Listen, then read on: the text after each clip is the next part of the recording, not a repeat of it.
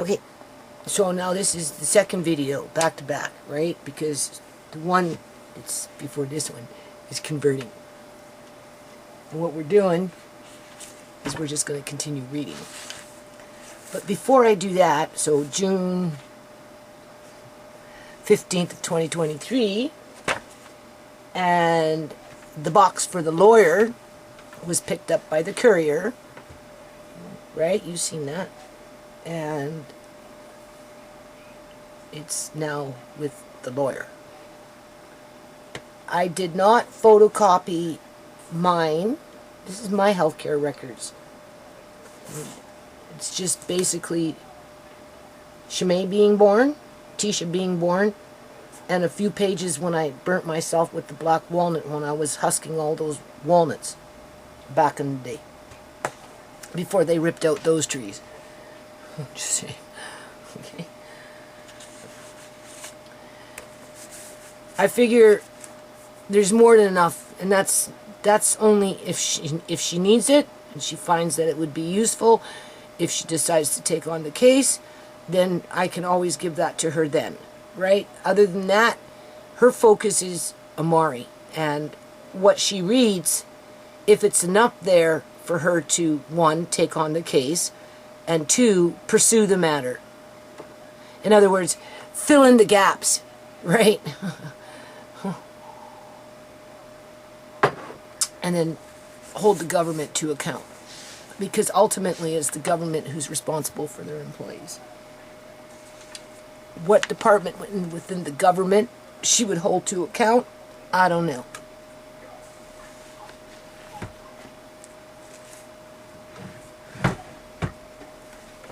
Fraser Health Authority. Andrew the Dragon. Yeah, okay. She'll say, oh, come to court. We're up against Fraser Health Authority. I'll show up, and there's Andrew. I'll be like, holy crumb. Oh, Andrew, why are you here? She'll be, Andrew, you know Andrew? I'll be, yeah, I know Andrew. He was the one that first threw out Uncle John's case. Remember? That one with all those lines in it? Yeah, that one. Just be careful, he's a dragon. So, but you're a barracuda, so I don't know which one's more frightening. Right? I'm just saying. Okay, so we know my medical files are still here, and if the lawyer wants them at her request, I'm more than happy to give them to her. So we just have to be patient now and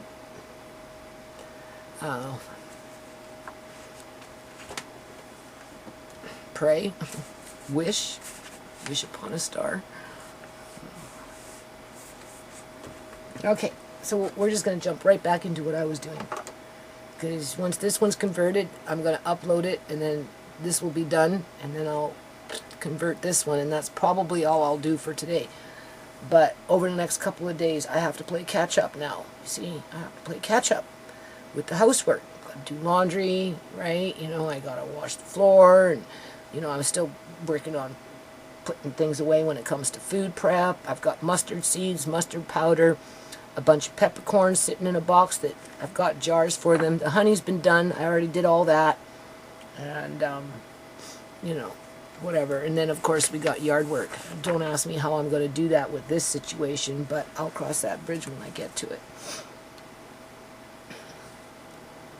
Mission accomplished was to get the information to the lawyer. So we did it. Okay, now we're on page 5. Right. Oh my Lord, these glasses. I don't know, people. I burned my eyes out. Oh, I can see better in the house because it's darker, but only to some degree, right? Andre, turn that down, please. But as soon as I go outside, oh my God, it's just getting worse, and you don't even know. I don't know. I'm too young for this to be happening. I live in Canada. We're supposed to have quality health care out here in Canada. People cry to come to Canada just to be able to access health care. But if you noticed, I fell through the cracks, as my eye doctor would say. Yeah, okay, I fell through the cracks.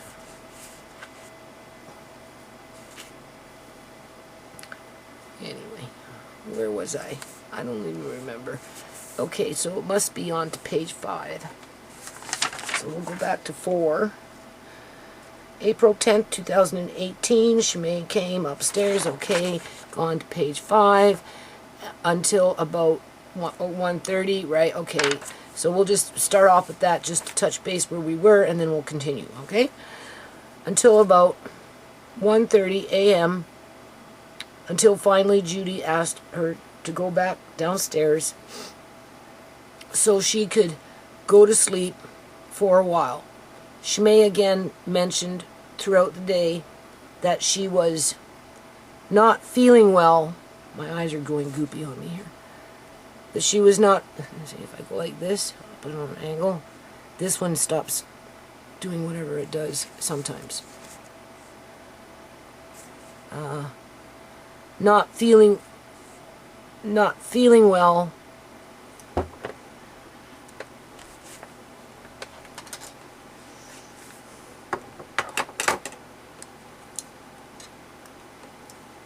If you notice, I don't get mad.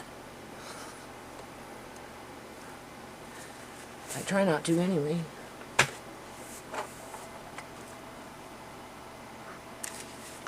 Not. Oh my Lord, there's something wrong with his eye right now. Oh lordy, lordy, lordy. Lordy, lordy, lordy. This is what I go through.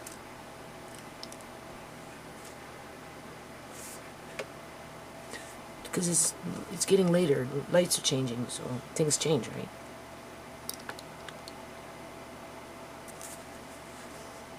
Not feeling well, and she rested on the couch as she had done on Monday, as well as she also rested in Andre's room. Okay, so we know that.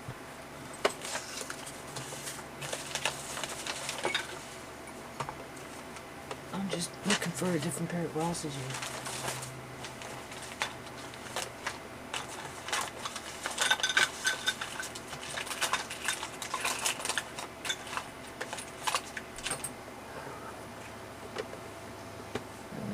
I'll be able to read this.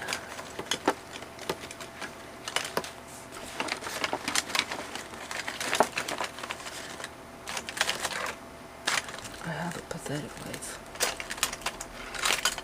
Completely pathetic life.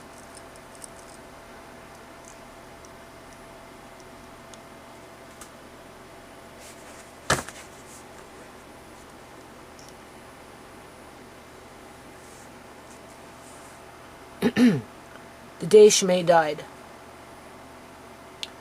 April 11, 2018. Judy woke up early at about 6 a.m. No, it was 5:30 because I was doing a video. 5:36, in around that time. And heard her son, Mark Kane, leave the house to go to work. Also, while converting a video over for upload to YouTube, she also heard Shamay singing to Amari at about 7 a.m.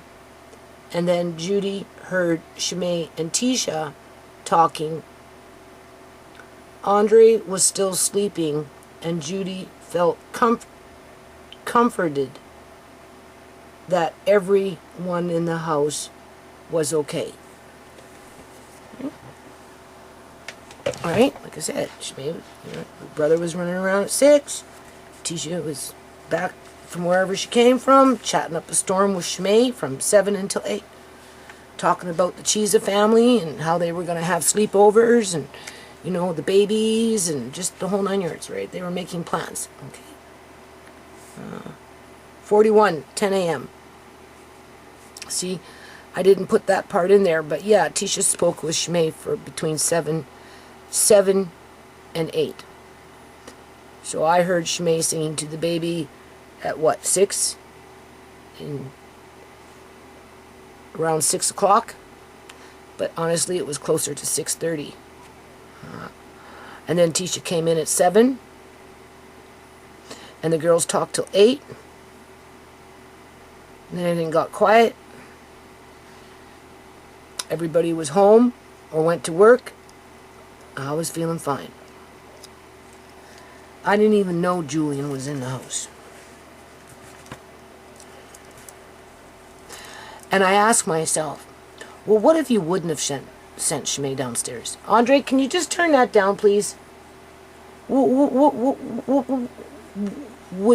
you went to sleep on the bed, and she would have maybe went on the bed, and I would have stayed on the couch, or she stayed on the couch, and I went on the bed? Would Julian have texted her, and then would she have gone downstairs on her own, and I would have woke up at old computer making noise all of a sudden? It's converting a video. Stop it.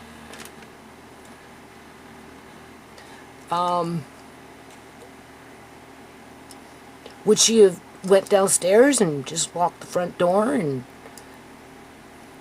carried on, let him down there? Or, and I asked myself this, would the medical fentanyl maybe killed her when she was sleeping? And let's just say I was in the bedroom and I came out and found her dead on the bed, on the couch up here with the baby on the floor. Don't think that hasn't crossed my mind, because it has. Or I go down to the bedroom and she's laying dead on the bed with Andre on one side and Amari on the other side, and I wouldn't have known why, considering all things said. But it wasn't, I don't know what killed her. Because Tisha hurt her with the death rattle, people. So the medical fentanyl, honestly, killed her. And being that Julian stood right over her as she was in the middle of the death rattle, if he would have been a decent guy, and, hey, there's something wrong with Shamay, Tisha, like, you need to come here and call 911 immediately, maybe they could have saved her, or maybe her brain was already dead, because, you know, the death rattle you'd be dead, right? But you can still kind of have it. The point is, he could have saved her, maybe, but he didn't want to save her. Instead, he turned his ass around and he walked back down the hall. And then when Tisha got into doing laundry and went back into the bedroom, that's when he came out and fucking shot her up with the speedball. Yeah. And quite possibly hit her on the head. And if he didn't hit her on the head that day, the day that banging on the wall could have been that, and that's why the bruise was showing, because it was a late stage bruise in terms of it would have been over a week old. But I always wonder, like, would she have died up here with just the fentanyl alone? Unless he already shot her up with the speedball before Tisha came out for the smoke at 8:55, 5 minutes to 9. Because that's 5 minutes to 9 in the morning after talking to Tisha and finishing her conversation with Tisha at 8. By 5:09, Tisha was in the kitchen in the dark having a smoke, texting Alex as Shamay was sitting on the couch with her head, back of her head facing Tisha in the middle of the death rattle, only Tisha thought it was snoring. As Julian comes, stands right over Shamay, like right in front of her, right? And then notices Tisha and saying, what are you here? Well, why are you here? And Tisha's like, well, you know, right? And he just turned around and went back. And then Tisha finished her smoke. Okay, I'd probably say this in here, right? Finished her smoke because we went over it, right? And she couldn't remember if she went to her bedroom first to do something, check on Amari, or if she went straight into the laundry room to switch over to laundry back and forth. And because there was that piano there, you wouldn't have been able to see very much in terms of the living part, right? Because the piano was in the laundry room. And she's switching over laundry, turning on washer, turning on dryers, you know. See, he had time to come and sneak. And he moved her body, people. He laid her down. But she died sitting up because she urinated and defecated. And even Julian told the cop that she peed herself, and that's why he laid her down. The only thing is he laid her down between 9 p.m., 9 a.m. to 9:10 a.m. or so. Because it didn't take Tisha very long to finish up with her laundry, and then once she went down to her bedroom, she didn't come back out because she thought Shamay laid herself down and went to sleep. And because it was pushing on an hour, any longer than an hour of a dead body being dead, pushing into the second hour, it starts to go into, it's not rigor mortis, there's another stage first that goes first. I think it starts with an L. I can't remember what it is, right, how to pronounce it correctly. Liva something, okay? And then it goes into, okay, so anyway, that's why he said, Shamay, Shamay. And then he didn't get a response from Tisha, so he left the living room after he changed Shamay's clothes, people. Okay? And I know that because on her Snapchat, she had a black tank top, but when he came up and told me to come down and I went to her, her tank top was white. And by the time I got to her, okay, there was bubbles coming out of her both nostrils and out of her mouth. So that tells me that the bubbles were coming out of her mouth and all this other shit before he called Tisha, and that's why he changed the shirt, because she was probably saturated to some degree. And he, in other words, he cleaned her out before he went and got Tisha, because he literally went down the hall, stood in front of Tisha's doorway, and said, Shamay's not responding. Tisha said, what? Oh, she's just not responding. Tisha, so she runs past him, runs down the hall, sees Shamay. Next thing you know, she's on top of Shamay. Shamay, wake up, wake up. And of course, he also pulled her shirt up over her breast. This is morbid shit. And then Tisha's like, go get mom, as she's calling 911. And they got it listed in her medical files. I'm pretty sure it was her medical files. What other files have I been reading? Where it states that he called 911, which is a bunch of fucking crock. Because as Tisha's trying to like, wake up, right? You know, and she's calling 911 saying, go get mom. So Julian comes up the stairs and says, Judy, come downstairs. Doesn't tell me why, nothing. I said, oh, I'm thinking Amari, right? Something happened to Amari. I go down there. He was standing there watching this shit, people. To see how we're reacting.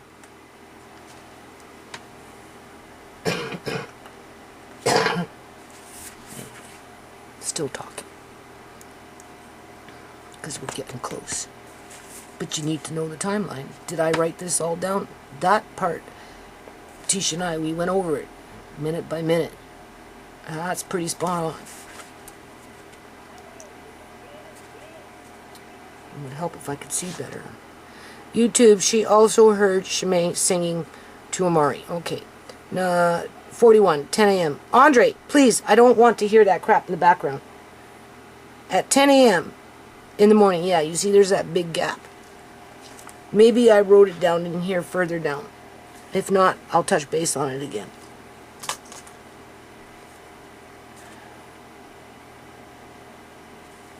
Oh my Lord.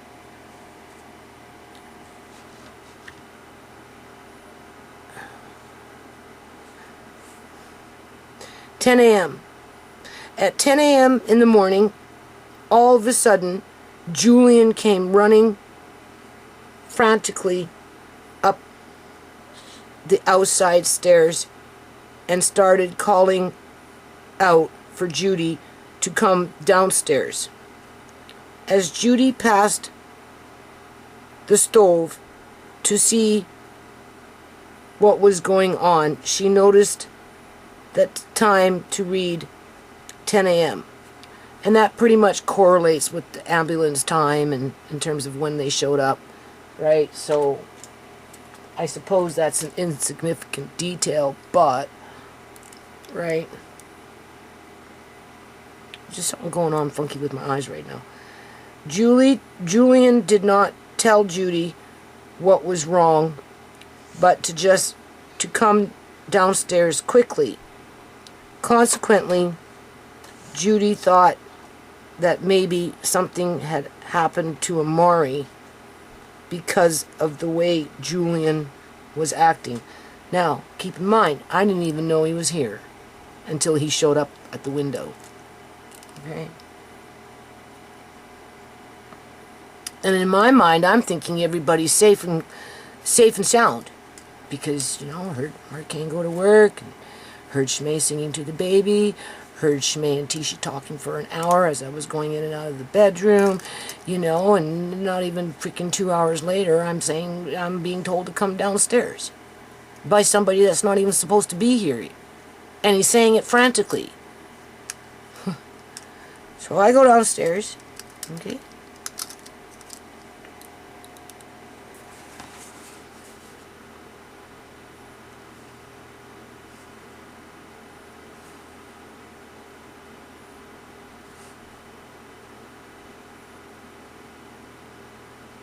"42.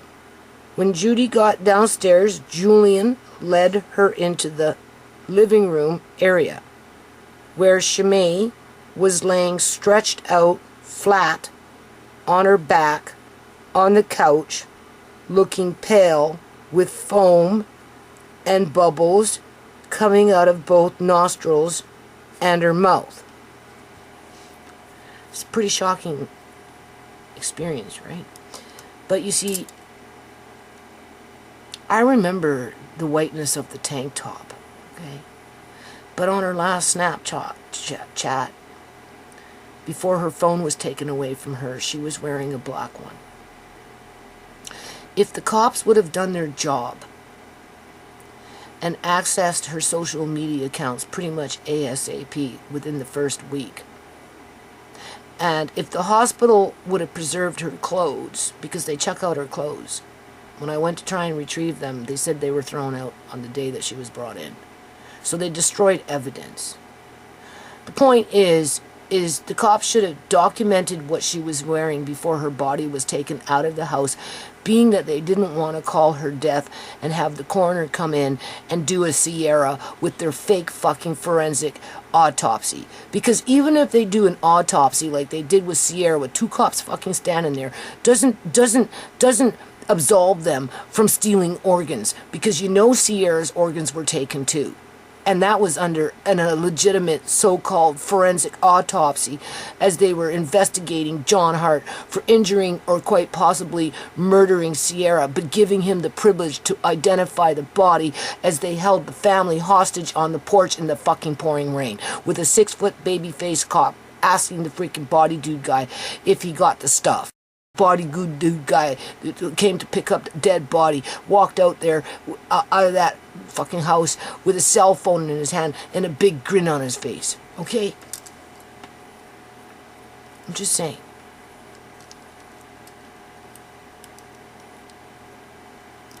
Can't believe what they fucking say.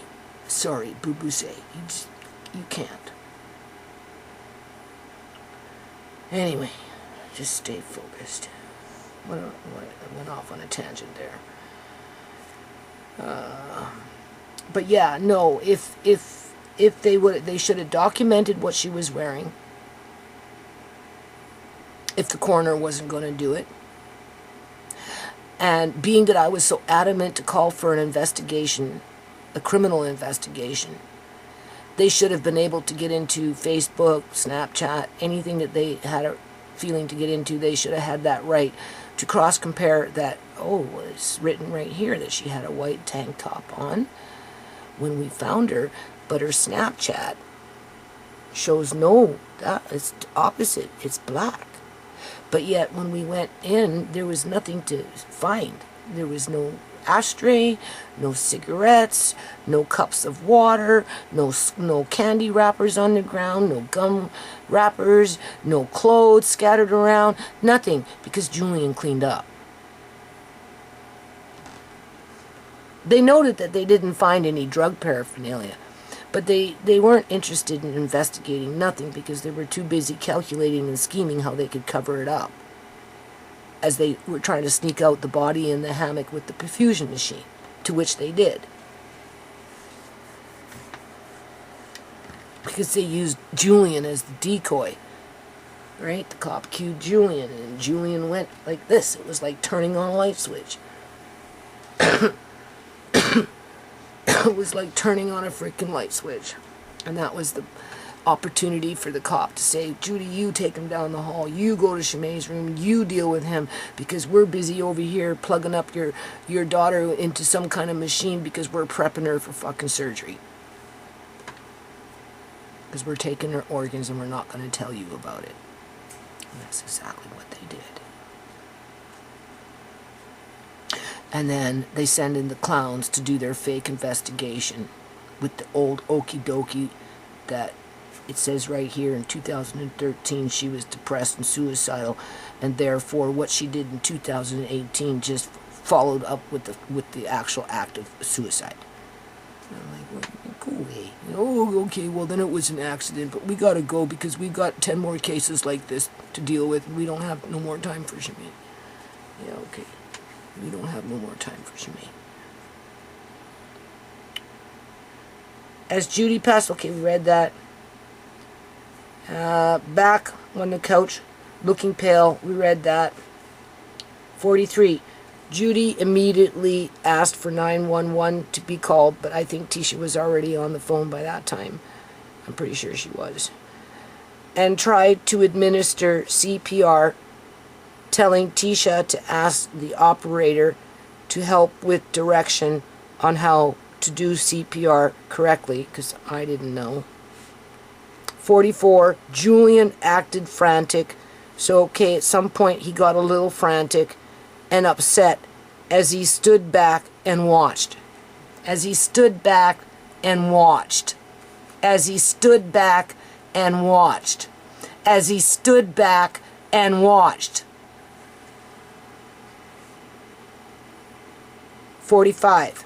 Shamay not responding to CPR. No, I'd breathe into her mouth with the bubbles and all. And it would just bubble right back out.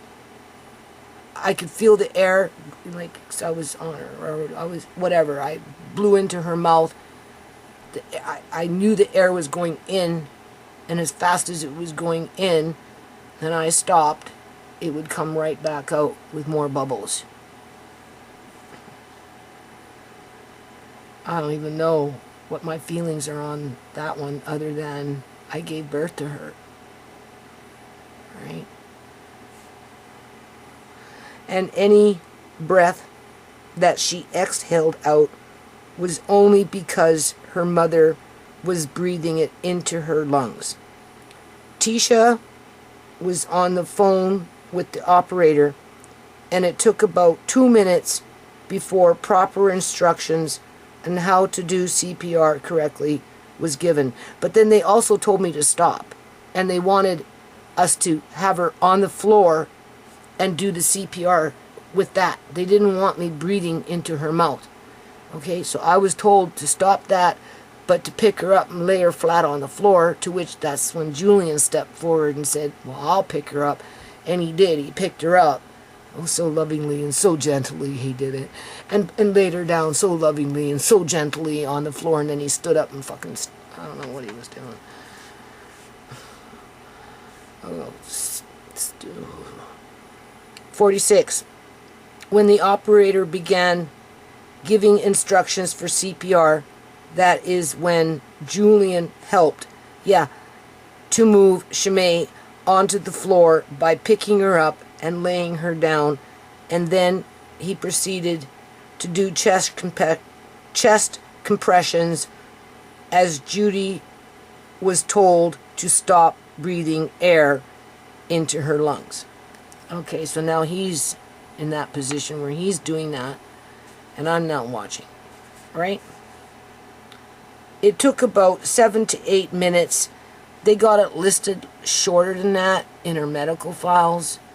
It took them a little while to get there. It really did, people. They got it listed down like 3 or 4 minutes. I'm pretty sure it was a little longer than that. Either or, give or take. It wouldn't have mattered because I'm pretty sure she was dead. Okay? Seriously. The only thing that I didn't do and I should have done, but I've never been in that kind of position before to even stop and think about it, I should have went like this. I should have looked deep into her eyes. I should have. But you don't know, right? You don't know what to do.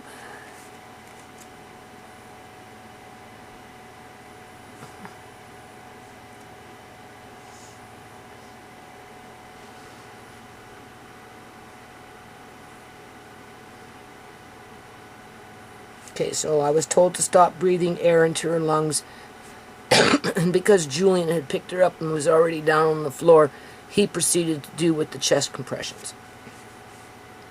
47. It took about 7 to 8 minutes for the ambulance to come to the house, to which time paramedics began a series of procedures to try and jumpstart Shamay's heart. Oh my God, you don't even know. Of course, she was on the carpeted floor, and when they came in and took over Julian, this one guy was pushing so hard on her chest, like, I swear they were going to break her freaking rib cage. Like, I was so concerned that they were going to break her bloody rib cage. Not that it would have mattered, but, you know, I mean, there's always that little bit of hope in there, because you don't know what's going on, right? You're just waiting for the next second to pass so you can find out what the fuck is going on, right? Anyway, 48. At some point, the paramedic moved Shamay off the carpet onto the vinyl floor in the kitchen, where it was colder due to a cement floor underneath the vinyl. Well, it's actually a subfloor. There is a subfloor there, or there was, right? There is, right? So, but because it was vinyl, in my mind, when I was writing this, I was thinking it was because it was cooler. But no, people, they didn't do that. They moved her there, so when they hooked her up to that perfusion machine, any liquids that leaked out of her body, when they did that, it was easy to clean it up. Okay? Because that was the sole purpose of me taking Julia down to Shamay's room. So they had the opportunity to be uninterrupted, to hook up their perfusion machine, and then put her body in that hammock with that perfusion machine on her chest. And because the hammock encompassed, you wouldn't know that, and then 3 men on each side, and they carried her out. And as I was coming down the hall and turned the corner into the laundry room, they were just going out the laundry room door. There's 2 doors, right? Getting into the garage, and that's when I seen, with that fucking cop that cued Julian saying it doesn't look good. That's all he said to me, it doesn't look good. I'm like, oh, okay. Now, am I in shock? Probably not, people, because I had the dream. But I didn't think about the dream that day. But it had already prepared me for what happened. Because whatever happened to Shamay went to Tisha's room next. Went to Tisha's room because she was going to be next. And that's exactly what happened. Whatever happened to Shamay, Julian walked straight down to fucking Tisha's room.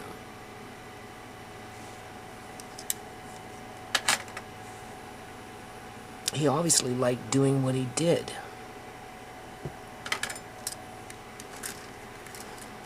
Otherwise, he wouldn't have done it.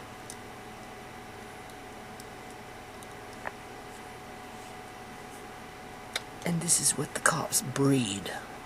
They breed them to be this way. Or maybe not breed them to be this way, but they mold them, and they, you know, they're handlers. This is what they create. I don't think Julian was born for that destiny, but I do believe through his interactions with his dope dealings and all these seedy people that he came into contact with, or came into contact with dirty cops that cut a deal saying, well, if you do this for us, we'll let you do that, and we'll turn a blind eye on that. And because Julian himself, I guess you could say, was vulnerable to being exploited, and didn't want to acknowledge that they were exploiting him for their own gain and just using him as a tool to reel in the dead bodies, you know, just whatever, right? Stupid shit. This is why it needs to be stopped. It needs to be stopped, people.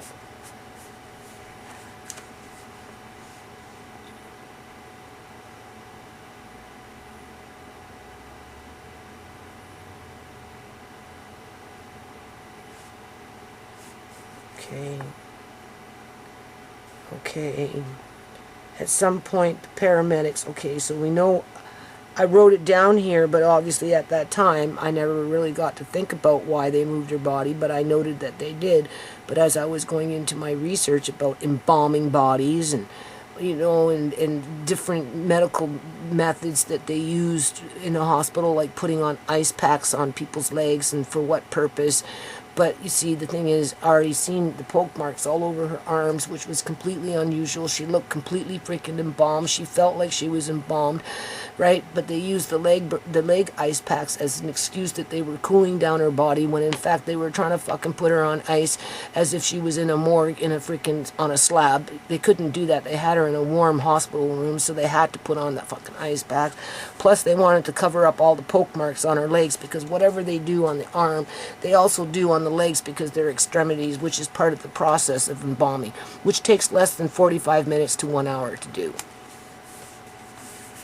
So through all that research and getting those things down and knowing how it all works, then you come into the perfusion machine, because that's how they're now preserving these organs before they can take them out in a hospital setting. And they're finding that by using a perfusion machine before they're actually removed in a hospital setting, preserves the organs better, because it starts flushing them out immediately from the time it gets hooked up, to which part of it goes into the neck, and then there's one through an artery, and then they do something, there's three, 1, 2, and 3. They do something down, they have 3 different tubes that plug into 3 different fucking something to get it running, to flush out the organs, so that by the time they get to the hospital and they're ready to cut them open, it's like they've been outside of the body in a perfusion machine, all ready to go. They've been flushed out and cleaned, and they're kept at a, you know, in pristine condition, compared to taking them out and putting them in ice and running around with a little lunchbox. This is a completely different process.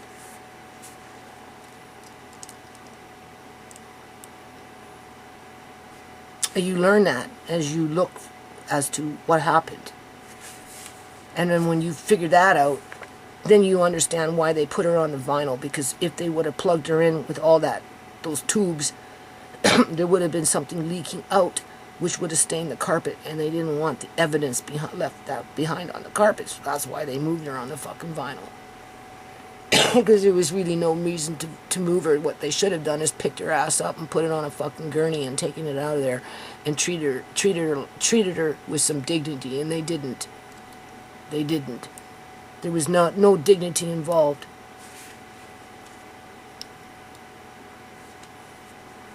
They treated her like a cash cow. And they made her look like a fucking cow. A dead cow at that. And they did that all in the space of, well, when I walked in that room at 9:30 or whatever it was, after Julian, his mother, and his sister left, first thing that came out of my mouth was, she looks embalmed. What's all these poke marks? What's this leaking down her neck? Yeah. Oh, I wish I would have recorded that conversation. But you walk into these environments and these kind of situations thinking that you can trust these people, you see. That's the thing. So therefore, we don't question them. When in fact, you can't trust them. Not in this day and age, anyway.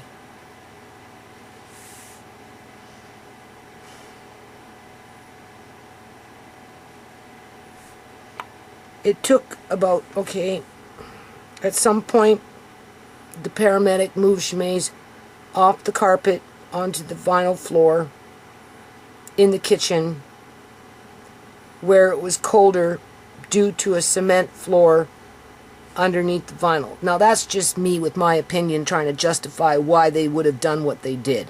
And that was the only thing that I could think of, because I hadn't come into the concept of a perfusion machine yet. And the only reason I came into contact with the perfusion machine, because I had to start fucking doing research on stupid embalming practices and how it's done and blah, blah, blah, blah. And then, of course, you know, body decomposition and just all of it. I got binders full of that information. 49. Police had arrived by this point as Julian acted distraught and as if he was hyperventilating. So he was going in and out of emotions. First he'd stand and look, then you know he'd be, right? And then I guess when the cop showed up, I guess he had to, who knows? I know he was acting like he was ventilating when they cued him. He was starting, that's right. When they moved her, as soon as they moved her to the vinyl, Julian, me, the cop, Shamay on the floor with the paramedics on the vinyl, I'm watching, right, you know. Then the cop looked at Julian. They looked each other in the eye because I was between the two of them, right? And he went like this. And then as soon as he went like this, Julian went like this. Cop said to me, take him down the hall. Get out of here, bitch. We got to sneak out your dead daughter's body. But before we do that, we got to hook her up to a machine and we don't want you to see it. And if we make a mess, that's okay because it's a final floor. We'll just clean it up. And you won't even know the difference. And I didn't. I didn't until I walked into that room and I seen my daughter embalmed.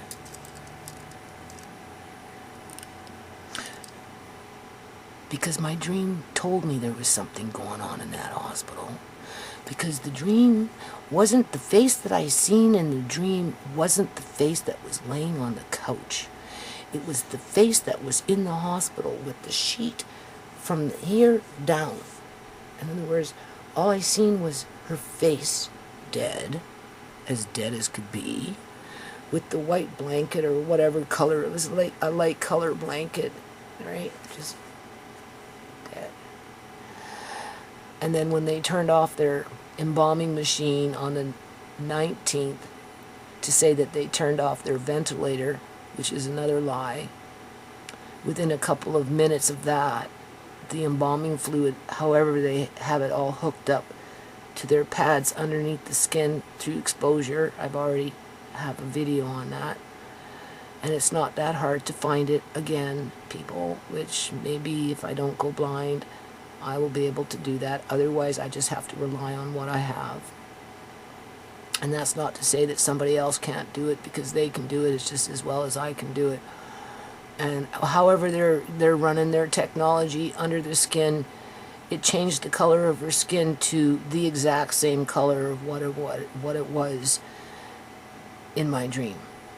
And of course, she's under a blanket. But when I got to her with the bubbles coming out, and she was completely limp and pale and just whatever, and she was dead. I'm pretty sure she was dead, people.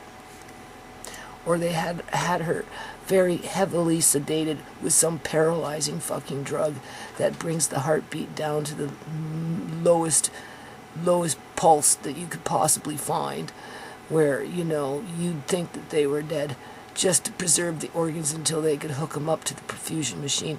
But I think their technology is so good now with these perfusion machines and all this other shit that they got going on in these hospitals that they don't need to do that. They just need the dead body, and if they get it within the first hour or so, they can harvest organs within the first 12 to 18 hours, depending on the fucking organ, and skin even longer than that. Don't let anybody ever tell you that they don't harvest organs from cadavers, because they do. And of course, the faster they can hook up the perfusion machine, the better it is to preserve the organs. That's the whole purpose of a perfusion machine.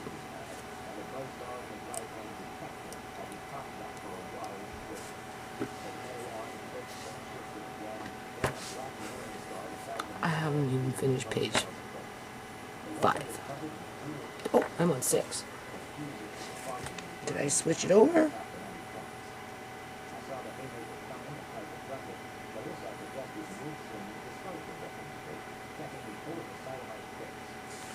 Okay, what did I do? I need to pay attention. Police had arrived by this point as Julian acted distraught and as if he was hyperventilating, all the while calling out Shamay's name and trying to reach out to her. That being specific about, he didn't act like that the whole time. That's when they had me take him to Shamay's room.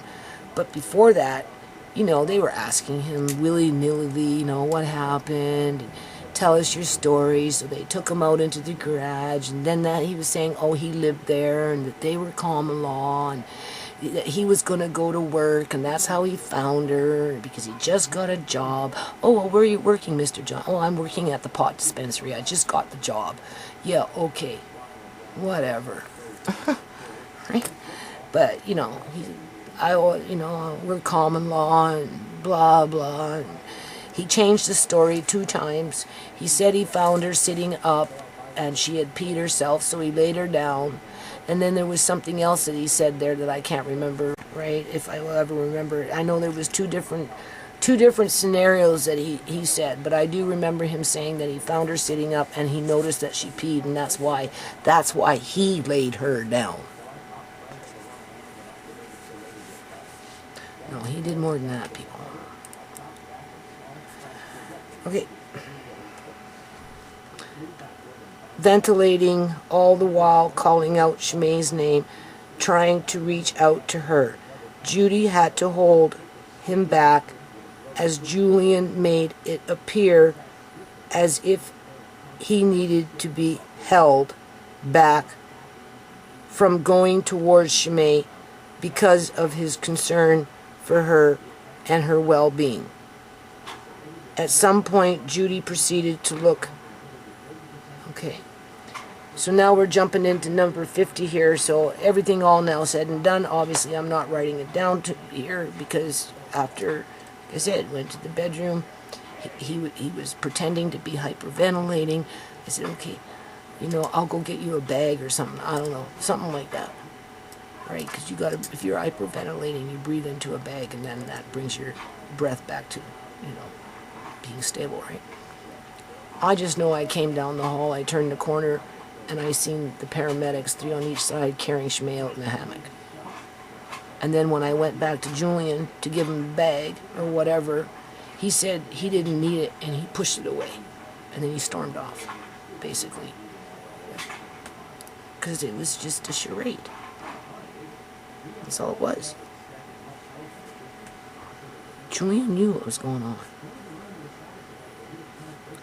At some point, Judy proceeded to look for any medications, this is number 50, in Shamay's room that Shamay may had taken to cause this catastrophic crises, and gave what she could find to the attending police officer. Okay, so you have to remember, my mother was an alcoholic that was a pill popper. Okay? And sometimes she would, you know, cry on that she was going to commit suicide or something stupid like that. Or she'd take her pills and then she'd drink, and we know the consequences around that. So, you know, there was a few times where I had to call 911 on my mom.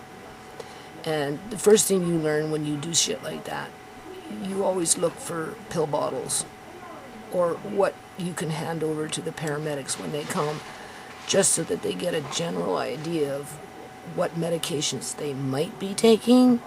Doesn't mean that they're taking them, it just means that they might be taking them. Yeah, okay. They might be taking them, and, you know, it might be a cause as to why they are the way they are. So I just went on what I grew up with, people. Right? I would, right? You know? Right? You know, so I went, as they were doing whatever they were doing, at some point, I went into Shamay's room, you know, and I gathered up anything that I thought that maybe the paramedics needed in terms of, you know, medication, any type of medication or whatever, right? So I grabbed a couple of pill bottles. Some of them were empty. There was like 3 or 4 of them. How old they were, how long they'd been there for, I don't know. Some were empty, some were not. And I just handed it to them. So that's what that was. And that was only because of the way I was raised. And when somebody happens to somebody serious like this, that you should hand over any medications that you're aware of, just so that they can rule out the possibility of an overdose or a reaction or whatever, right?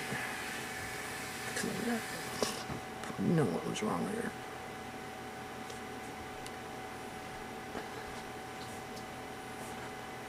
"51. Nobody knew what was wrong with Shamay, while food poisoning wasn't ruled out, despite nobody else in the house being sick or ill. Nobody suspected illicit drug use." I'm not even going to rehash that, okay? You can go into my video before this and listen, right? You've heard it enough. We know. 42. Both children were in Tisha's room with Amari sleeping, and Andre going straight into her room after he woke up because of the disturbance from downstairs. Andre did not witness anything, as he stayed in Tisha's room the whole time once he came downstairs. 53.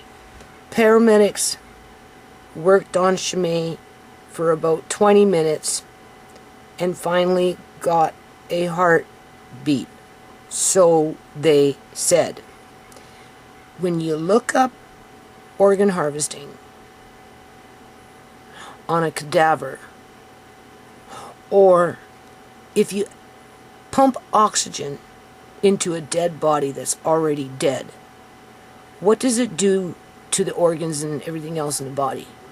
Well, it actually does the opposite. It speeds up decomposition.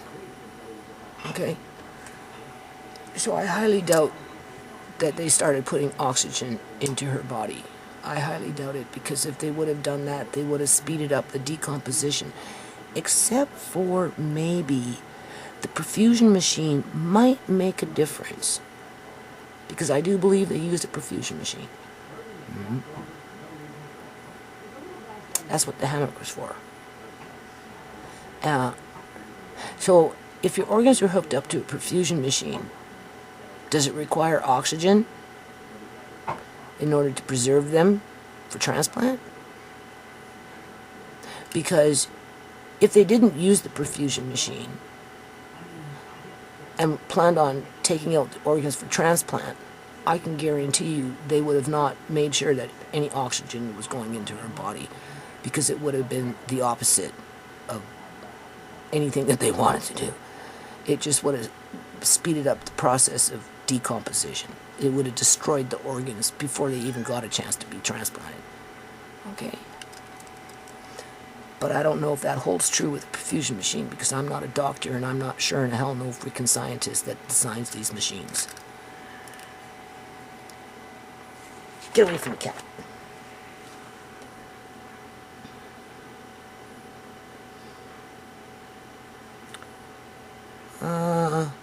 Okay. But a police officer informed Judy that it wasn't good for Shamay, and that her chances of survival was very poor. Alright, well, we got her to breathe now, but it doesn't look very good, so she's still not going to make it. So then what was the point of getting her to breathe? Or was it just a heartbeat? What did I write? They got a heartbeat. So if you get a heartbeat, don't you start to breathe? Isn't that what the point of a heartbeat is? The heartbeat is what pushes the blood through the system to get oxygen to the brain and everywhere else in the body. Without a heartbeat, the blood can't travel. The organs can't work. The lungs can't function. It's the heartbeat that makes the lungs bring in air. It's the heartbeat that pushes that air into the blood to push it out in between everywhere it needs to go, including the brain.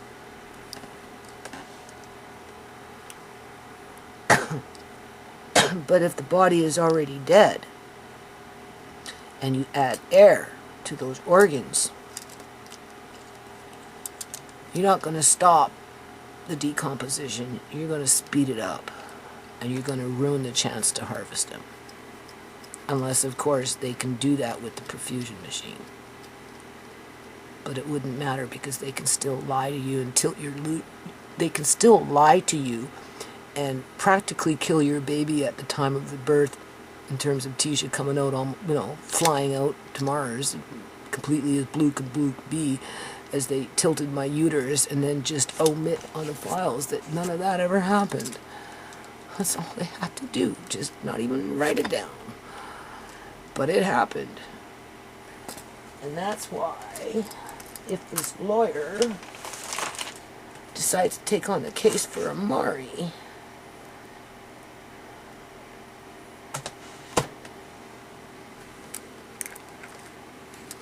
that's legitimate evidence that that hospital is crooked.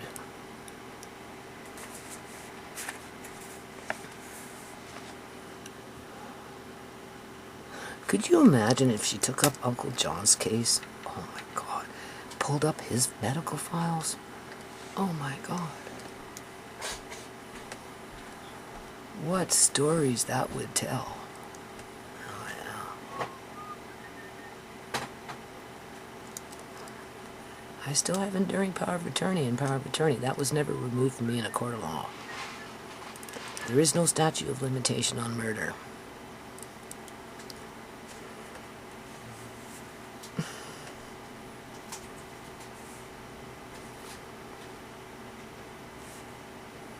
'54. Shamay never did regain any type of consciousness and was without a heartbeat for at least 30 minutes. That is known between 10 a.m. and 10:30 a.m. from the time Julian walked over to Tisha's room. Are you hungry? Why? I'm just asking. A little bit. Okay. Why? I was just asking. Because I was going to pour it into the pot. Yeah, cook it all up. Okay. I was just asking if you're hungry. I am a little bit. I'm being lazy today because I got to start being that mule, doing that daily grind. I got laundry to do. I have to play catch up now, because I worked really hard on the photocopies. Kind of worn out.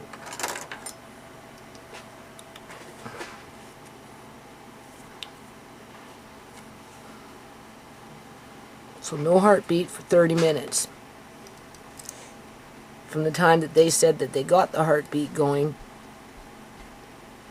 to the time I basically got downstairs.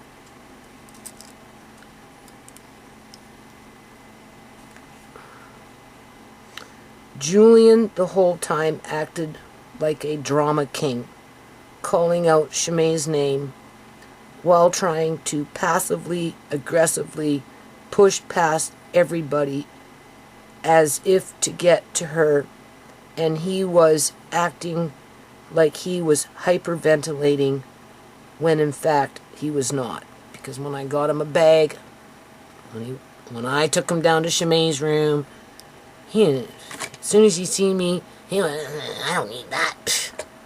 He pushed it away and he fucked off. But mission accomplished.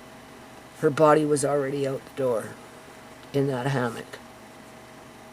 56. When Shamay's body was on the kitchen floor,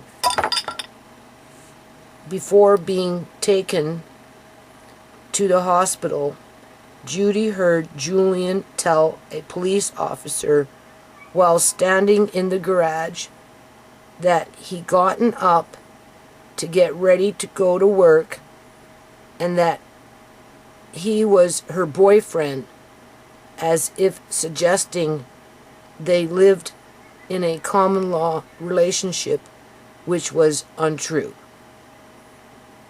57. Judy also heard Julian say at some point that he found Shamay sitting up, but that he moved her into a laying down position on the futon because she had peed herself due to the wet spot that he noticed when he went to check up on her. However, police say Julian said something else. But I heard him say it, people. I heard him say it because we were in the living room. Because he was talking to this cop, that cop, like it was like a bunch of cops running around, and they took him out to the garage, and right, and then he was talking in the living room. And she more than just urinated, she also defecated, because Tisha and I, we took pictures at that spot, and clearly there was discoloration there, but he cleaned up because he changed her clothes, people. He cleaned her up. That's why everything was fucking clean in there, and there was not even a freaking candy wrapper on the floor. It's like watching a horror movie. Judy the next day later looked more closely where Shamay had been sitting on the futon and noticed a light discoloration stain where it would indicate that Shamay had also defecated. So it was more than just a urine stain. Okay? Herself in death. Judy did notice the wet spot on the futon where Shamay would have been sitting before being laid down flat on her back or laying herself down to go back to sleep at about 9 a.m. on August 11, 2018. She didn't lay herself back down, but he also admitted to fucking moving her. And then the cops turned around and said, no, that's not what he said. He told us something else. And of course, the truth never got fucking documented because the cops were covering it up the whole fucking time because they were the ones that were facilitating it. Don't be so gullible.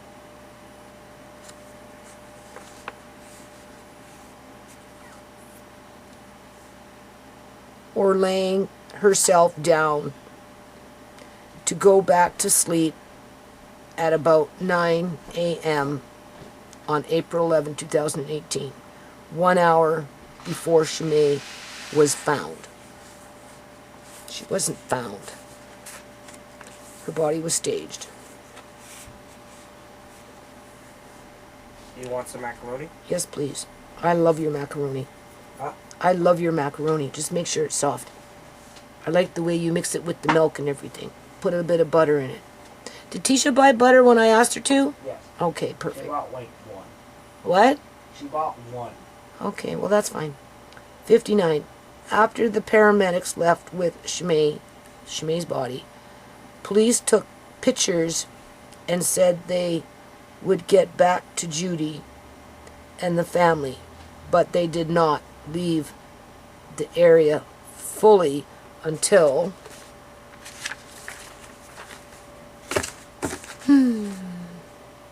about 30 minutes or so after the fact of Shamay being transported to the Sur Memorial Hospital. 60. Tisha made arrangements to go to the hospital by taxi, and Julian went with her, while Judy stayed home to watch the children.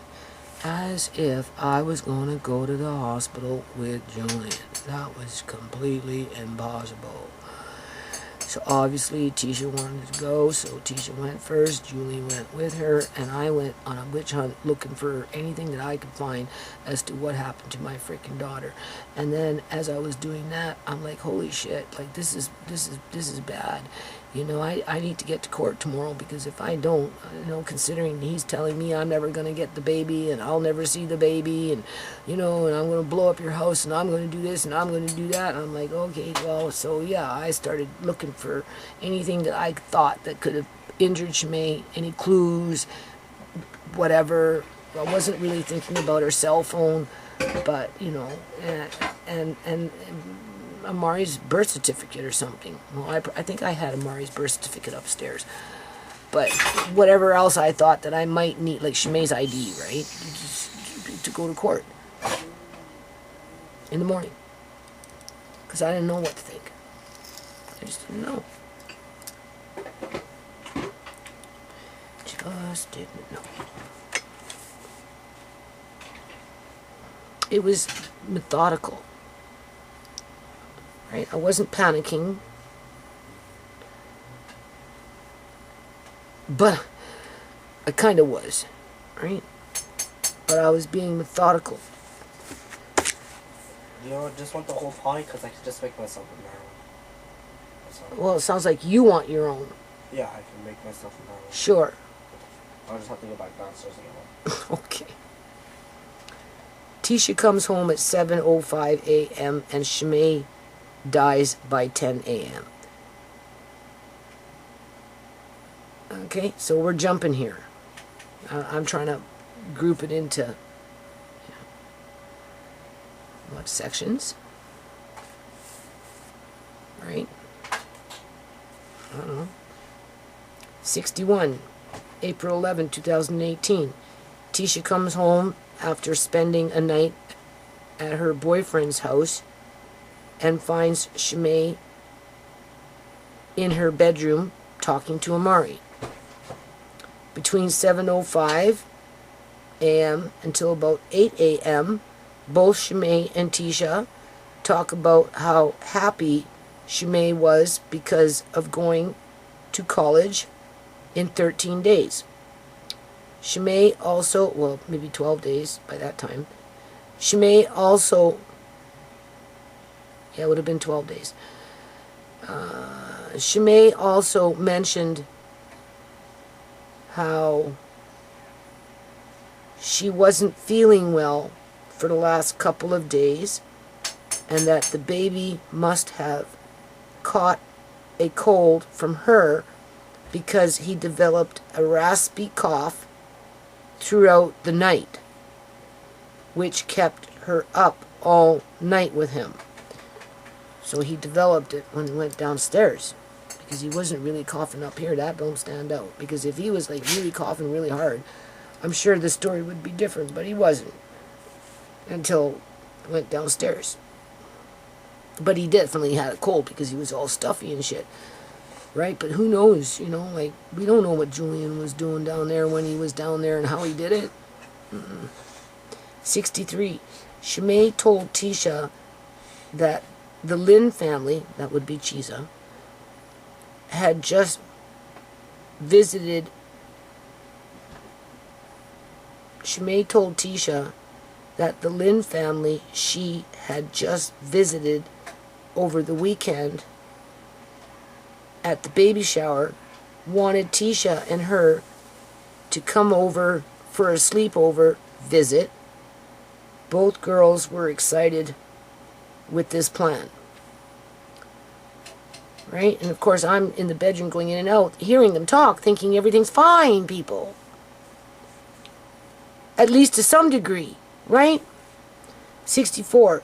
Shamay went outside for a smoke, and Tisha also had a smoke after Shamay finished hers, as the girls chit-chatted between themselves.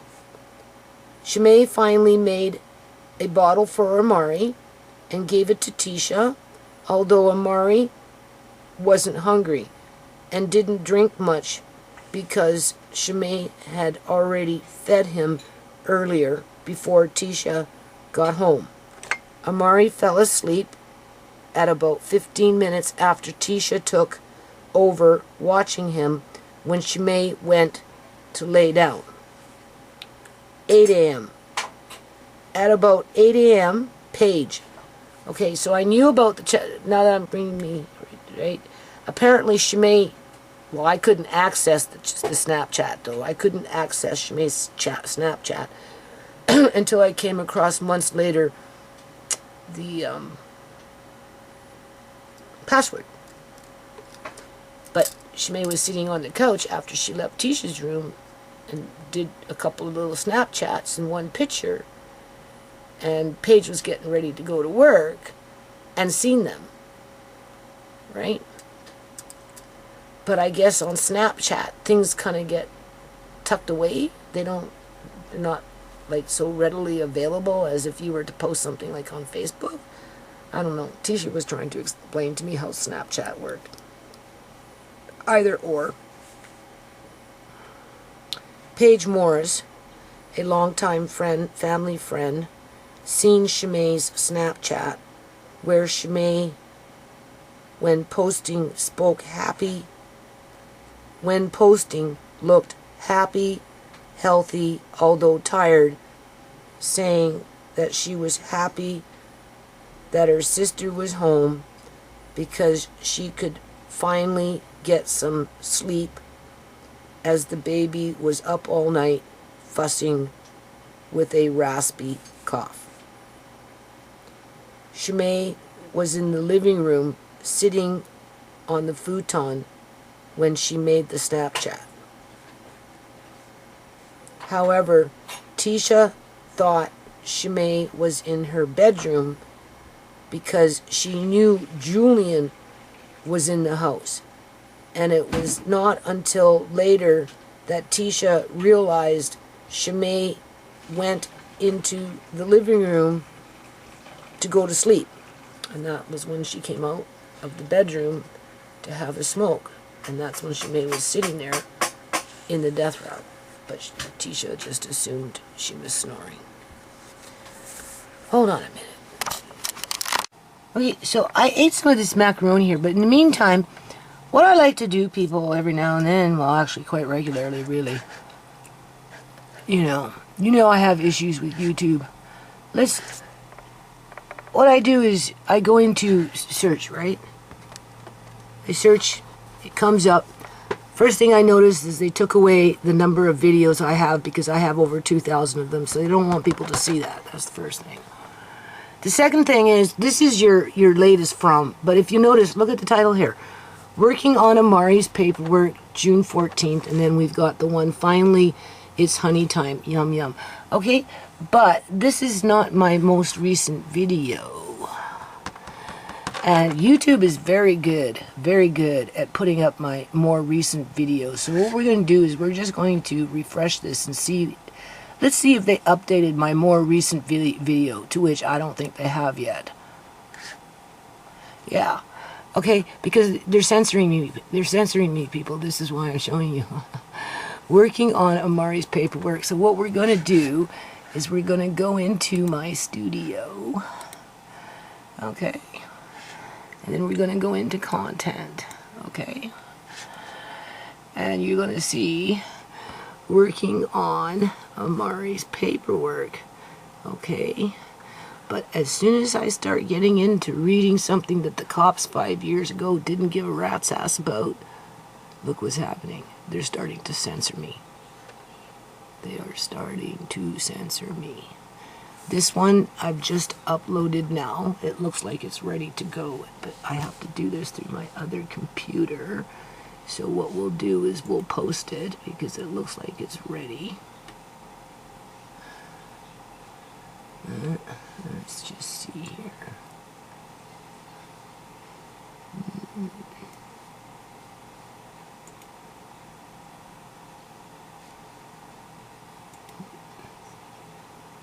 Goofy looking pictures.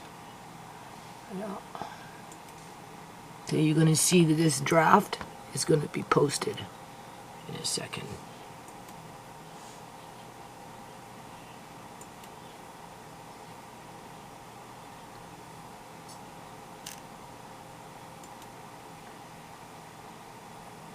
Okay. Because I'm trying to read this, right? In its entirety, but I have to do it in bits and batches. So now we're going to refresh this. Okay, now it's public. You can see. Right? So here's the one that they're featuring as my latest video because they're trying to censor out what I'm doing here, people. It's hard to read and not say anything. Okay? And now we just posted up this one. Right, and I'm going to do this video next. Okay, after I show you this, I'm going to convert it over and I'm going to upload it. I'm getting kind of tired. I don't know if I want to read anymore. I might follow up with it tomorrow, but I've got housework to do because I have to play catch up because I was doing all that paperwork for the lawyer. Now we're going to go in here, you see. All right, and we're going to Google that. Working on Amari's paperwork.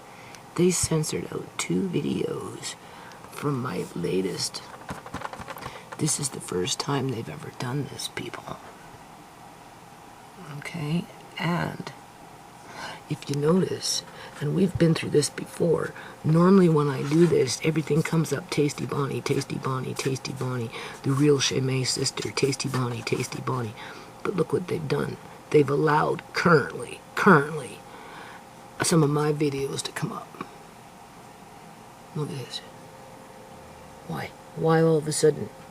Since when are they being so kind to me as they're shadow banning 2 videos that I'm talking about right now in regards to what I handed over to the police asking for an investigation to which they didn't do? Why is YouTube trying to hide those videos? Why? Look at this. There's another one. Haven't even come across Tasty Bonnie yet. Why? They're always featuring Tasty Bonnie. They rub Tasty Bonnie in my face, for crying out loud. But not today. No, oh, here we go. The real Shamay sister. Julian Johnson's sister. Right? Trying to publicly humiliate me. Oh, here's one of mine. The real Shamay sister. Okay. The real Shamay sister. What happened to Tasty Bonnie? Oh, here she is. Here she is. Finally. After all those videos. And what's she got going on? Same old crap. Still posting up New Nations Unity. New Nations Unity. New Nations Unity. Right?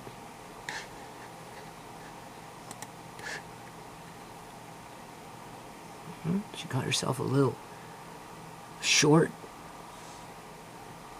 Okay? So now we're gonna do this again. And look what they've done. Working on Amari's paperwork. But if we go into Studio,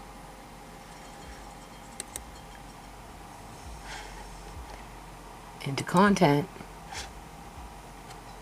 they're not featuring It's Hard to Read and Not Easy to Say Anything any more than they'll probably feature Don't Be Gullible, Cops Don't Care.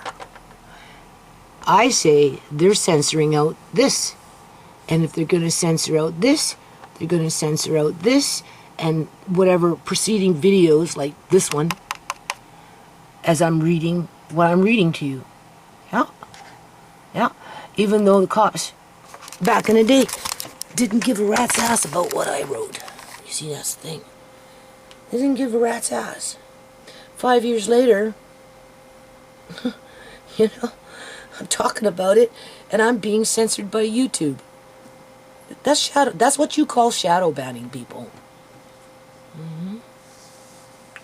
Yeah, that's what you call shadow banning. And if I go to this computer and do the same thing here, I get the same results. I hate YouTube, you don't even know. It's such a dirty website.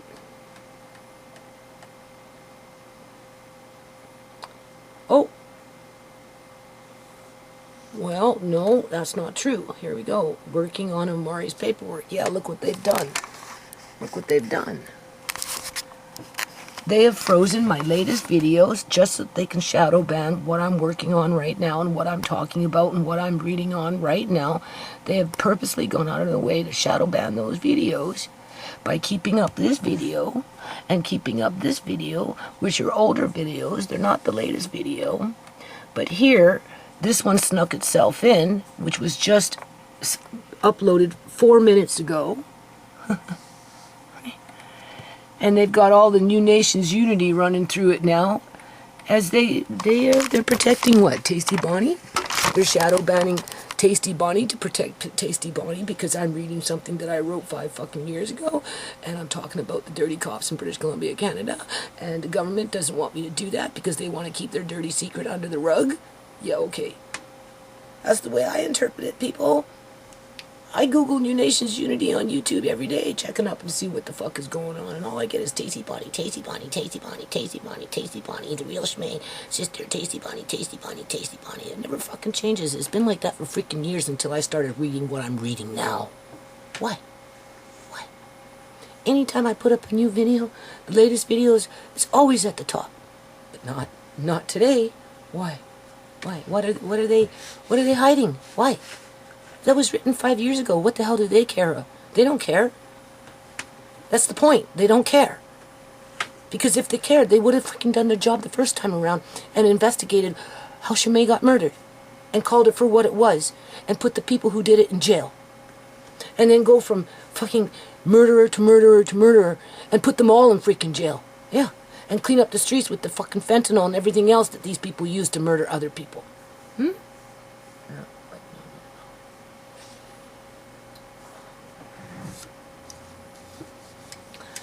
Anyway, where am I on this?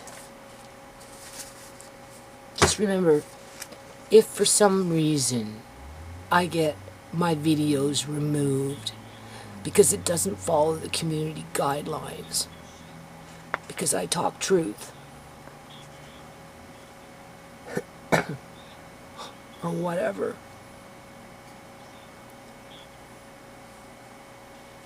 there's always BitChute. Because as it is, I'm going to convert this video and I'm going to upload it, but I don't expect it to be posted where it's supposed to be, because YouTube is a shady fucking site and it will always be a shady fucking site. Okay, this is some shady shit going on. And I'm supposed to feel safe going for eye surgery. Yeah, okay. Yeah, I feel real safe. I shouldn't even be in this position. Because I live in Canada. And we've got a great grand freaking healthcare system that you could depend on. Yeah, depend on to screw you over in your family. That's what you can depend on.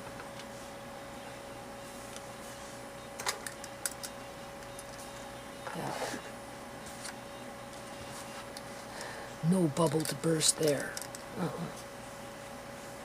That's the reality of it. And with YouTube shadow banning, these last 2 videos just shows you how real it is. What are they afraid of? That shit was written 5 years ago. Right? The money that whoever made off of Shamay's body is long gone and has been spent and hidden away. And you'll never know. You'll never know. Because the whole system is rigged. You're bringing in these, digital currency and all this other stuff to control people's spending. Yeah, right. Only certain kind of people are going to have their spending controlled, while other people are going to still be wheeling and dealing on the black market, and it's not being done through a suitcase full of fucking cash being passed under a gurney. Okay? That's not how they're laundering the money.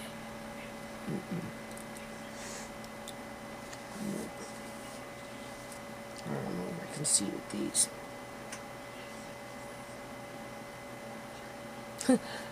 It's interesting that they find us to be a threat. Why? They've proven themselves to not care about Shamay. So why censor it?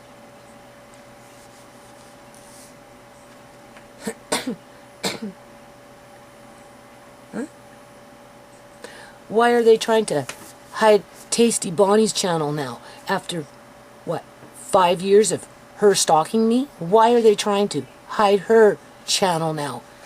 As I'm reading something that's legitimate with a legitimate investigation number on it. Is that maybe why they did it? Because I quoted the investigation number on it when I first started to read? Not when they came to the house. That's a different file. But the ones with the 6'4" cops that came here said that they investigated nothing, and then walked out the door and said they had to go investigate 10 more deaths. So they can all come back with the same freaking prognosis. Well, it was either a suicide or it was an accident. It really depends on how dumb the family is and what they want to believe.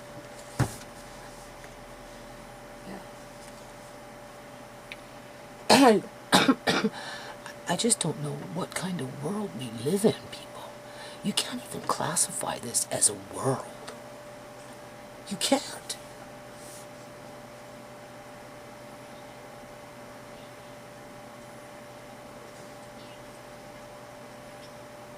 "8:30 a.m.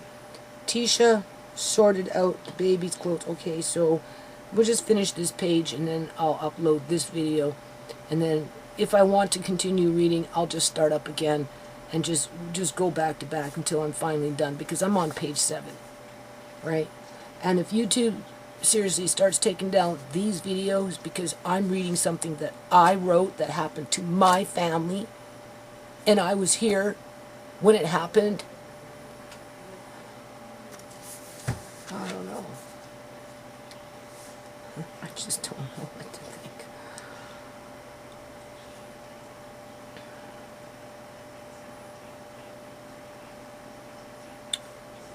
So 67, Shamay was in the living room sitting on the couch when she made the Snapchat. That was confirmed after I got her password months later and then tried it on those sites and it worked. Although I could never use it on the phone because by that time where I had it, somebody spotted it and took it. It's one of those disappearing acts, you know, like those 3 pieces of paper disappeared, like those CDs disappeared. All right. I'll be sitting here looking at, what is that called? You know, a elementary school eraser, those little rectangle ones that you used to have when you were in school to erase something. I could be sitting here looking at the floor and I could see, you know, an eraser, and I'd be thinking about that eraser. Fuck, all I have to do is thinking about the eraser as I'm looking on the floor. I can then go back to my computer 10-15 minutes later and I'll be like, you know, doing something and all the videos will come up. You know, you go into just your main browser for YouTube and all these videos come up as suggested videos, and there's something with a big fucking eraser staring you in your face. In terms of, let's do a video on elementary erasers. And you'd be like, well, didn't I just think about that like 15 minutes ago? Like, why is it up in my face when I was just thinking about it, when I haven't thought about a school eraser in years? But all of a sudden, I think about a school eraser, and I go on YouTube, and it's there under the suggestions as to what video I should be watching in terms of what's the best brand to buy. Like, come on, people. Our houses are bugged, so when I sit here every now and then, or they've got us hardwired with our teeth, something is not right. But every now and then I like to go like this.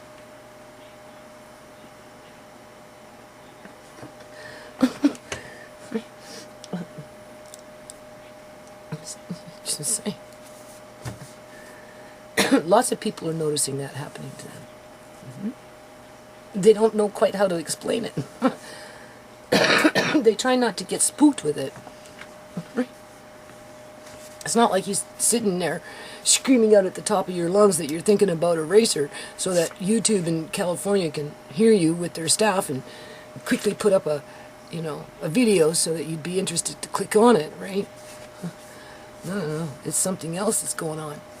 Yeah, that's why I say these houses are bugged. They bug your living environments, and if they're not like a bug, like a listening device or something like that, right?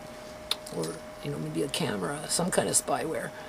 And if they haven't done it in a physical sense, somewhere in the house where it's being directed through energy weapons through that Wi-Fi, right? They've got it in your mouth or somewhere on your body where it's picking up somehow the thought process. Because you don't even have to say the word. You just have to think it. go in, you come in, you go into the computer, and for people with cell phones, they turn on their cell phone, and it's going through their feed. Exactly what they were thinking about a half an hour ago, 2 hours ago, 15 minutes ago.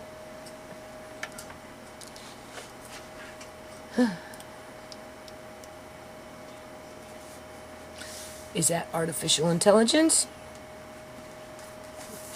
Or reptilians? And those kind. Because it's definitely not human. And if it is human, then it's a morbid kind. A morbid. Like, you know, Frankenstein? A Modge Podge of this and a Modge Podge of that, all sewn together to try and make something whole, when in fact it will never be whole. 8:30 a.m. Tisha sorted out baby clothes for laundry in her room, put laundry into the wash, rearranged her room by moving things around, so she's in her room making a bunch of noise, where by this time Julian, you know, did whatever he did, and then he went back into Shamay's room, right, to let things take effect or whatever, and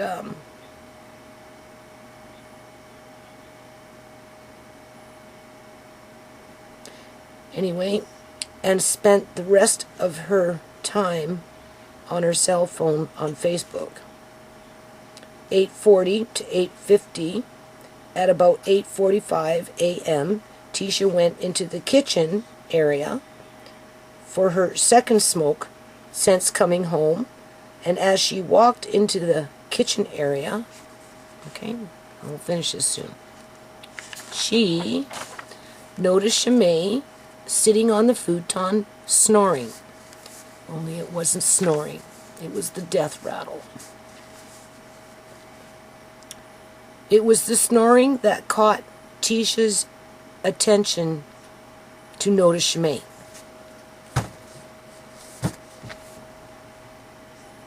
Tisha commented to Alex, her boyfriend, while talking on the phone for about 5 minutes, that Shamay fell asleep sitting up. Both Tisha and Alex chuckled that Shamay fell asleep sitting up, but Tisha wasn't concerned because Shamay had done this before. Tisha and Alex phone provider can verify the exact time when both parties were talking on the phone, making comments about Shamay sitting up sleeping. But of course the police didn't investigate that to verify the exact time when Shamay was in the death rattle, because they weren't interested in investigating anything.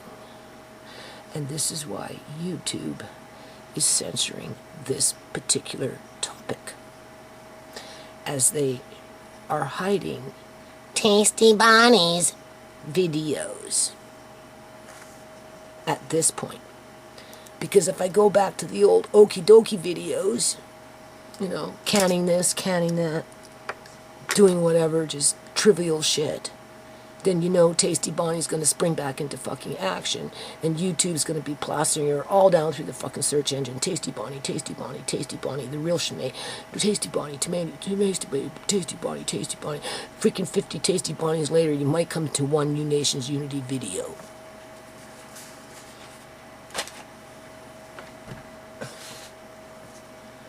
Stupid shit. This is real stupid shit. So it doesn't matter the browser that you're, like the computer that you're using, is the same. Coming up the same. Oh wait. Okay, they corrected it. Well, sort of. Okay, they got don't be gullible. Okay, so first it was working on Amari paperwork. All right, that's good. And then they did post, wait, no, because they're missing one. They're missing one, people. They took out the one that... They took out one. They took out one. They're picking and choosing what they want, just like when they took my last video down. They couldn't slap on their COVID ad, so they took it out, even though what I had to say was very valid and true.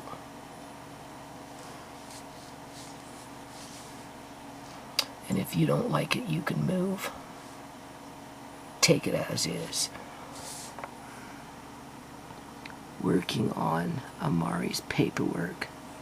It's hard to read and not see anything. That is the one that they're censoring out. And then don't be gullible, because I just posted this now. If you notice, I've only got 3 views on it. And they're letting that one go through. They're letting that one go through, but they're not letting this one go through. It's hard to read. They are censoring out that one. Why, people? Why? Last time I checked, the cops didn't give a rat's ass about it. 5 years later. Don't be gullible. This is your latest videos. They run consecutively. As I upload, these 2 always change, where everything underneath is Tasty Bonnie, Tasty Bonnie, Tasty Bonnie, Tasty Bonnie, because she's always at New Nations Unity and she's spamming, right? But YouTube, of course, will do nothing about the spam. Fuck no, because they're always on a smear campaign with me. And then working on Amari's paperwork. But where's the one in the middle? How come they took it out? Why do they not have the one in the middle, people? Where did the one in the middle go? The one that's called It's Hard to Read and Not Say Anything. Where's that video? It should be here. But it's not. So why? What's so bad about that video, people? Right? And then again, they're censoring out. Instead, they've got this going. The real Shamay sister, to keep that slander going, right? That defamation of character, right? Because that's the only thing that she does, right? As soon as Shamay was murdered, that girl sprang into the action. Not even 2 hours later, Julian wants to see his son. Julian wants his son. Julian is entitled to take his son. We're coming to get Amari. Give Amari to Julian is his son. Okay? And Shamay wasn't even pronounced dead yet. Okay? From a girl that was nowhere to be seen or heard of, all of a sudden came out of the woodwork from nowhere. And now YouTube is protecting her. Fucking right. That's exactly what's going on here. Where's Tasty Bonnie? I don't see it. Look at this. You see?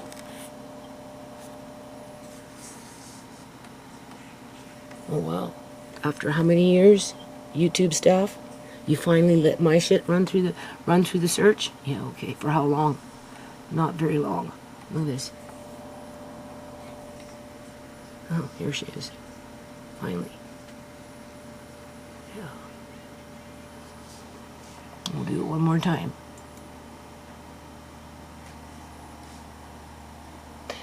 Yeah. They censored out that video, people.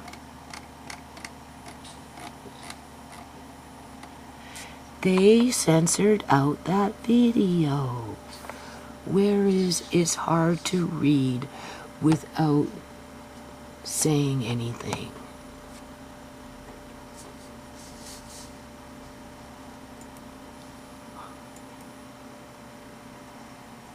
They wrote Shamay off a long time ago. Why the hell should they care what I have to say about Shamay? They didn't care then, and they sure in hell shouldn't be caring now. It's right here. You see? This is the one they got posted. Working on Amari's paperwork. They're not showing this one by any means necessary, but they let this one go. But they don't want this one for people to see.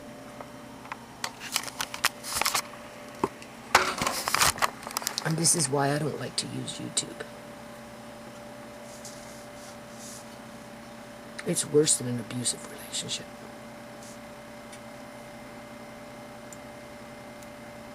Mm-hmm.